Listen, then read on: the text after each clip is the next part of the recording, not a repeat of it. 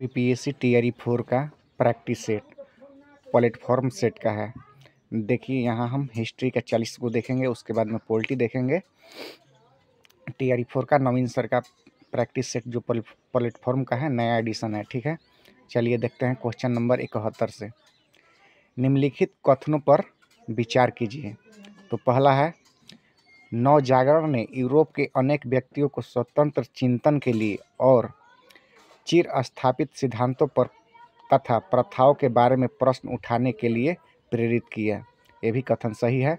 दूसरा देखते हैं, देहाती क्षेत्र की अपेक्षा शहरों में ज़्यादा खुला वातावरण था, इसलिए शहरों में तरह तरह के नए विचार और कला का खूब विकास हुआ। यानी नवजागरण काल में क्या हुआ था, देहात से लोग शहर की ओर ज़्यादा आकर्षित हो रहे थे वहाँ, इसलिए नए नए विचार और कला उत्पन्न हो रहा था। ठीक है, तो देखते हैं तीसरा, समाज और सरकार में व्यापारियों को उच्च पद प्राप्त हुए, जिससे सरदार और आम लोग के बीच में एक नए यानी मध्यम वर्ग का उदय हुआ था। ठीक है, तो यह तीनों ही कथन सही है, नवजागरण काल से है।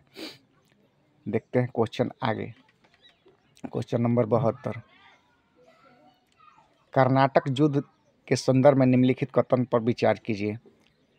कर्नाटक की राजधानी मद्रास और पांडिचेरी के बीच में स्थित आर्काट शहर थी। सही है। दूसरा, उस समय डुप्ले पांडिचेरी में फ्रांसीसी कंपनी का मुख्य अधिकारी था। डुप्ले जो था पांडिचेरी का फ्रांसीसी मुख्य अधिकारी था। तीसरा, रॉबर्ट क्लाई उस समय अंग्रेज कंपनी के क्लर्क था। रॉबर्ट क्लाई उस समय कंपनी का क्या था, तो क्लर्क था। फ्रांसीसियों ने फोर्ट सेंट ऑफ जॉर्ज को लूटा था। ठीक है, चारों ही कथन सही हो जाएगा। देखते हैं next question, question number 73। Ranjit Singh के संदर्भ में निम्नलिखित कथनों पर विचार कीजिए। देखिए क्वेश्चन नंबर पहला है, आंसर पढ़िए। रणजीत सिंह ने अधीन पंजाब स्वतंत्र राज्य था। रणजीत के समय पंजाब एक स्वतंत्र राज्य था। क्वेश्चन नंबर 73 का देख रहे हैं हम लोग, तो दूसरा पढ़ते हैं। उसने पंजाब में कुशल प्रशासन स्थापित करने का प्रयास किया था। तीसरा है, अंग्रेजों ने 1809 ईस्वी में रणजीत सिंह के साथ मैत्री संधि किया था, जिसे हम अमृतसर की संधि कहते हैं। ठीक है, तो यह तीनों ही सही है। राजा रणजीत सिंह सुकरचकिया से संबंधित भी थे। ठीक है, क्वेश्चन नंबर 73 देखते हैं, 74। ब्रिटिश सरकार के भारत में प्रशासनिक नियंत्रण के संदर्भ में निम्नलिखित कथनों पर विचार करें। तो हो जाएगा, देखिए 1833 के चार्टर एक्ट ने भारत के ब्रिटिश प्रदेशों के सैनिक और असैनिक प्रशासन के सारे अधिकार गवर्नर जनरल और उसकी काउंसिल यानी परिषद को सौंप दिया। ठीक है, 1813 में भारत के साथ केवल अकेले ही व्यापार करने का कंपनी का विशेषाधिकार को ख़त्म कर दिया गया था। 1813 चार्टर एक्ट में हुआ था कि चाय का व्यापार को छोड़कर बाकी एकाधिकार व्यापार को समाप्त कर दिया गया था। ठीक है, देखिए क्वेश्चन नंबर 75।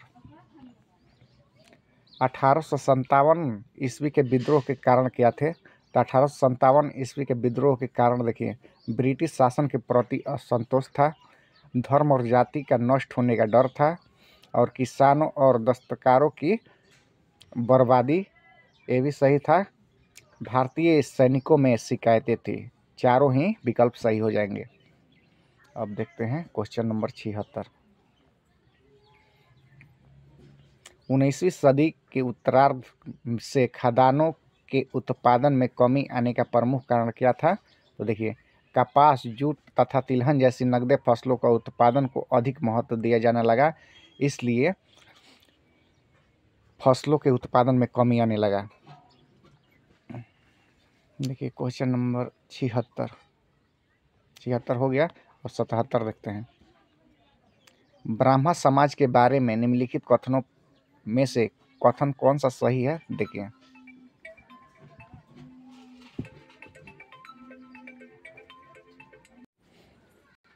ब्राह्मण समाज के बारे में निम्नलिखित कथनों में से कौन सा कथन सही है?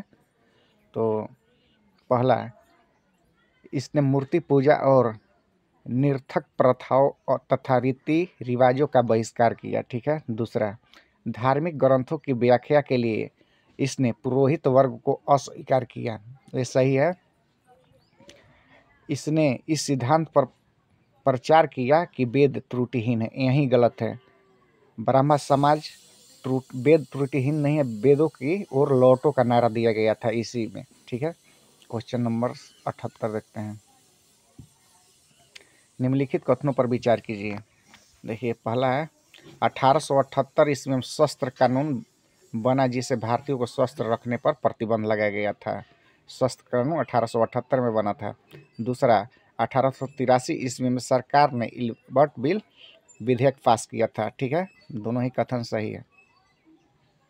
अब देखिए, चलते हैं 79। 1919 ईस्वी के इंडिया काउंसिल एक्ट से संबंधित कथनों में कौन सा कथन असत्य है? और सत्य को चुनना है। तो देखिए, इस एक्ट के अनुसार केंद्रीय तथा प्रांतीय विधानसभाओं में सदस्यों की संख्या बढ़ाई गई थी। सही है। दूसरा, मुसलमानों के लिए पृथक निर्वाचन मंडल की व्यवस्था की गई थी। सही है। तीसरा, कांग्रेस ने 1909 ईस्वी में अपने अधिवेशन में इस सुधारों का स्वागत किया, मगर धर्म पर आधारित पृथक प्रतिनिधित्व का विरोध किया था। ये भी सही है। इसमें से गलत पूछा है और सत्य पूछा है, तो इनमें से कोई नहीं। सभी सही है। गलत क्या है? तो कुछ भी नहीं है, इसलिए इनमें से कोई नहीं हो जाएगा। Question number 80। स्वतंत्रता आंदोलन के क्रांतिकारी संगठनों के संदर्भ में कौन सा कथन सही है? तो देखिए, सचिन सेनियाल और जोगेश चटर्जी ने मिलकर हिंदुस्तान रिपब्लिक एसोसिएशन की स्थापना किया था। सही है। दूसरा, 1928 ईस्वी में हिंदुस्तान सोशलिस्ट रिपब्लिक आर्मी की स्थापना हुआ था। ये भी सही है। क्वेश्चन 80 का दोनों सही हो जाएगा। ये देखते हैं 81। अक्टूबर 1940 ईस्वी में गांधी जी ने व्यक्तिगत सत्याग्रह प्रारंभ किया था। गांधी जी के प्रथम सत्याग्रही कौन थे? तो विनोबा भावे प्रथम सत्याग्रही थे। Question number 82। बंगाल के नवाबों का सही क्रम बताएं। तो देखिए, मुर्शिद कुली खां था, उसके बाद में सुजाउद्दीन, उसके बाद अलीवर्दी खां, उसके बाद सिराजुद्दौला। बंगाल के नवाबों का सही क्रम है मुर्शिद कुली खां, सुजाउद्दीन, अलाउद्दीन, अलीवर्दी खां, सिराजुद्दौला। क्वेश्चन नंबर 82 हो गया। 83 देखिए,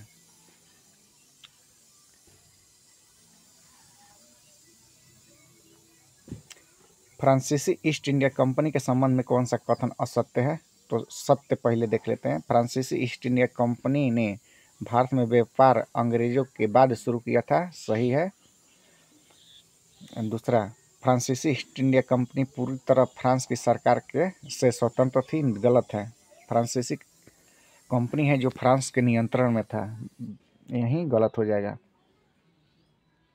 अब देखते हैं 85 84। अंग्रेजों ने भारत पर रूसियों के आक्रमण के भय से किस राज्य का अधिग्रहण किया था? तो सिंध का अधिग्रहण किया था। अंग्रेजों ने भारत के रूसियों से आक्रमण के डर से कौन सा राज्य को अधिग्रहण किया था? तो सिंध हो जाएगा। 85। 1813 में ब्रिटिश सरकार द्वारा अपनाई गई मुक्त व्यापार की नीति प्रभावों के संबंध में नीचे दिए गए कथनों पर विचार कीजिए। तो देखिए, 1 और 3 सही हो जाएगा। पहला हो जाएगा, इस नीति के कारण खेतिहर भारत को इंग्लैंड का आर्थिक उपनिवेश बनना पड़ा। सही है। और दूसरा हो जाएगा, ब्रिटिश अधिकारी तथा राजनेताओं ने जमीन का लगान घटाने की पैरवी की थी। ये भी सही हो जाएगा। चलते हैं क्वेश्चन नंबर 86। नर बलि प्रथा को समाप्त करने के लिए कानून किसके शासनकाल में बनाया गया था? तो नर बलि प्रथा लॉर्ड हार्डिंग था। लॉर्ड हार्डिंग नर बलि प्रथा यही कानून बनाया था। चलिए 87 क्वेश्चन नंबर देखते हैं। देवेंद्रनाथ ठाकुर द्वारा किस संगठन की स्थापना की गई थी? तो देवेंद्रनाथ ठाकुर द्वारा तत्वबोधिनी सभा की स्थापना 1839 में की गई थी। तत्वबोधिनी सभा, देवेंद्रनाथ ठाकुर। क्वेश्चन नंबर 88, महाराष्ट्र के किस समाज सुधारक को लोकहितवादी के नाम से जाना जाता है? तो लोकहितवादी के नाम से गोपाल हरि देशमुख को जाना जाता है। क्वेश्चन नंबर 89, 1857 के विद्रोह में किन भारतीय शासकों ने विद्रोह को कुचलने के लिए ब्रिटिश के साथ दिया था? तो ग्वालियर का सिंधिया था, भोसला के नवाब था, हैदराबाद का निजाम था, नेपाल का राणा था। यहाँ क्या किया था? तो अंग्रेजों का साथ दिया था। ठीक है, तो इनमें से सभी हो जाएगा। क्वेश्चन नंबर 90 देखते हैं। दीनबंधु मित्र ने अपना नाटक नील दर्पण किस विषय वस्तु के संदर्भ में लिखा है? नील दर्पण किस विषय वस्तु में है? तो यहाँ हो जाएगा नील उत्पादन, किसानों के उत्पीड़न के बारे में नील दर्पण लिखा गया है। अब देखते हैं क्वेश्चन नंबर 91, 19वीं तथा 20वीं शताब्दी में धार्मिक आंदोलन के संबंध में नीचे दिए गए कथनों पर विचार करें। धार्मिक आंदोलन के बारे में देखिए, तो हो जाएगा ये धार्मिक सुधार आंदोलन बुद्धिवाद तथा मानववाद के सिद्धांत पर आधारित था। सही है। दूसरा हो जाएगा, इन आंदोलन ने उभरते हुए मध्यम वर्ग के आधुनिक शिक्षा प्राप्त लोगों को सबसे अधिक प्रभावित किया था। दोनों ही कथन सही हो जाएगा। क्वेश्चन नंबर 92 देखते हैं।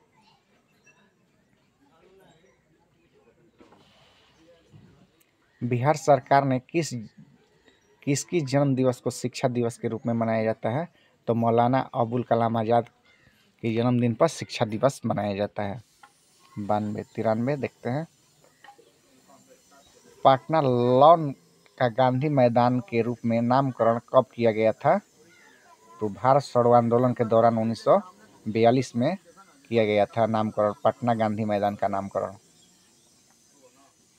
अब देखते हैं क्वेश्चन नंबर 94, भारत छोड़ो आंदोलन के क्रम में गया के कुर्था थाने पर झंडा लहराने की कोशिश में कौन मारे गए थे? तो श्याम बिहारी लाल। भारत छोड़ो आंदोलन के संबंध में गया में कुर्था थाने में झंडा फहराने के क्रम में श्याम बिहारी लाल मारे गए थे।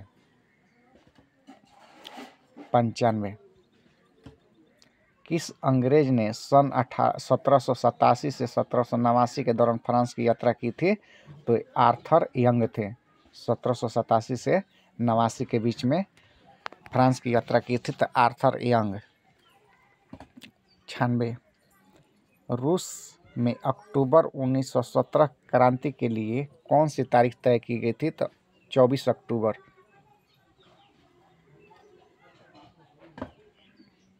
क्वेश्चन नंबर 97, ऑनर क्रॉस किन महिलाओं को सम्मानित किया जाता था? तो अत्यधिक संतान देने वाली महिलाओं को ऑनर क्रॉस से सम्मानित किया जाता है। यह जर्मनी का पुरस्कार था। ऑनर क्रॉस जितना ज़्यादा महिला बच्चा पैदा करेगी उसे पुरस्कृत किया जाता था जर्मनी में। क्वेश्चन नंबर 98, या तो स्वतंत्रता दो या अन्य मृत्यु दो। यह कथन किसका है? तो पैट्रिक हेनरी का है। या तो स्वतंत्रता दो या मृत्यु दो, पैट्रिक हेनरी का कथन है। क्वेश्चन नंबर 99, 19वीं शताब्दी में यूरोप के राष्ट्रवाद के विकास का क्या परिणाम हुआ? तो राष्ट्रीय राज्यों की स्थापना हुई। सही है। 99। अब 100 नंबर देखते हैं। जर्मनी का किस देश पर आक्रमण करने से द्वितीय विश्व युद्ध की शुरुआत हुई? तो पोलैंड पर आक्रमण किया था। जर्मनी ने पोलैंड पर आक्रमण किया था, इसलिए द्वितीय विश्व युद्ध की शुरुआत हुई। क्वेश्चन नंबर 101, 1939 के अंत में सोवियत संघ ने किस देश के विरुद्ध सशस्त्र संघर्ष भड़काया था 1939 में? तो ये फिनलैंड था। 102, 1950 के दशक तक ब्रिटेन का अधिकांश भाग किससे जुड़ा हुआ था? तो रेलवे से जुड़ा हुआ था अधिकांश भाग। फास्ट हम रिवीजन करा रहे हैं क्योंकि सेट मारा हुआ है। ठीक है, तो देख लीजिए 103, 1932 ईस्वी में जनेवा में आयोजित राष्ट्र संघ के निशस्त्रीकरण सम्मेलन देश ने भाग नहीं लिया था, तो जर्मनी ने भाग नहीं लिया था, बाकी लिया था जापान और इटली ने राष्ट्र संघ में भाग लिया था, लेकिन जर्मनी ने भाग नहीं लिया था। देखिए क्वेश्चन नंबर 104, संयुक्त राष्ट्र संघ की साधारण सभा की बैठक वर्ष में कितनी बार होती है? तो वर्ष में एक बार हुआ था। संयुक्त राष्ट्र संघ की स्थापना हुआ था 24 अक्टूबर 1945 को। इसका मुख्यालय कहाँ है? तो न्यूयॉर्क में है। चलिए 105, बाओ दाई की सरकार किस देश की कठपुतली थी? तो जापान की कठपुतली थी। बाओ दाई की सरकार किस देश की कठपुतली थी? तो जापान की कठपुतली थी। 106, लेनिन ने अपनी अप्रैल थीसिस द्वारा जो मांगे रखी थी उनमें क्या था? तो 3 गो मांग था। युद्ध को समाप्त किया जाए, दूसरा था जमीन किसानों के हवाले किया जाए, और उद्योग को मजदूरों के हवाले किया जाए। यहाँ 3 गो मांग था, तीनों मांग था जर्मनी अप्रैल थीसिस में कब हुआ था? तो 16 अप्रैल 1936 में हुआ था। क्वेश्चन नंबर 107, नाजीवाद का सर्वप्रथम उदय हुआ था? तो जर्मनी में नाजीवाद का। 108 देखते हैं, सप्तवर्षीय युद्ध किन देश के बीच में हुआ? इंग्लैंड और फ्रांस में हुआ था। तो विजय कौन हुआ था? जीता कौन था? तो इंग्लैंड जीता था। 1956 से 1963 के बीच में हुआ था। Question number 9,